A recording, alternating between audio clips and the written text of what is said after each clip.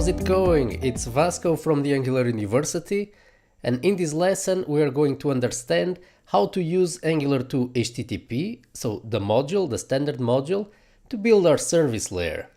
It's coming right up. So we have learned before that Angular 2 HTTP returns observables. So how should we use it? Should we just inject HTTP everywhere and just call it directly?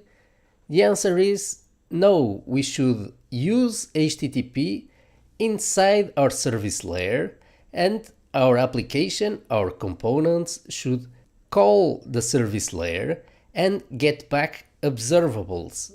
The application doesn't know actually where the data comes from. It can come from a REST backend, it can come from Firebase. That is transparent for the application itself. It's the service that knows where the data comes from. So let's see this in action. Let's pass to a list of lessons, the lessons data coming from the backend. For that, let's call the lessons service and call the loadLessons method.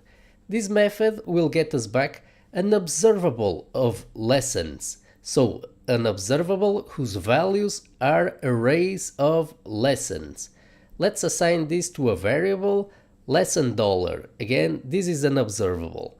Now, like any other observable, we need to subscribe to it. Let's do that, and let's assign the result of the value returned from the backend to a variable that we can pass in to our lessons list.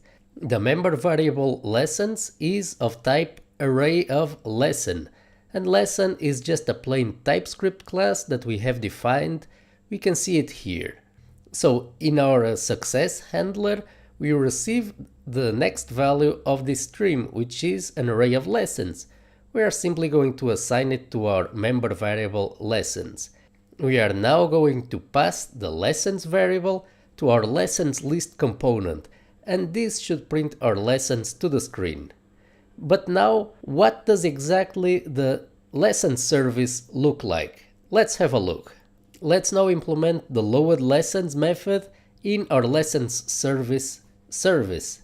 So what we're going to see here is typical of how service layers are often implemented. This is just an option, there are other options. We're going to call HTTP, so HTTP stays inside the service layer and it's not used directly by the components. We call get lessons and we get back an observable. We map it into its data and we return it. This is very important. We return it from the service layer, and the consumer will get an observable to which it can subscribe. While returning observables from the service layer, it's a good idea to add a type annotation to specify what is the type of the data returned. In this case, it's an observable of lessons array. Now that we have added the type annotation in the return of our function in the service layer, the application code, so the component that called the service layer, no longer needs to use type annotations itself.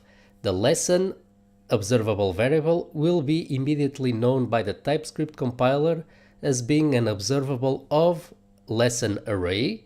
So this is type inference at work, helping us build our program. If we try this out, we can see now that the lessons data is being retrieved from the server and injected into our lessons list as expected. Now, this concludes our introduction to observables and HTTP. The remainder of this course of services in detail is going to be about the several common use cases of using observables. For example, combining multiple HTTP requests, doing an HTTP request after another, but only if the first request is successful, retrying an operation, canceling an operation. This is what we're going to cover right in the next few lessons. We're going to conclude in the end with an exercise. So stay tuned!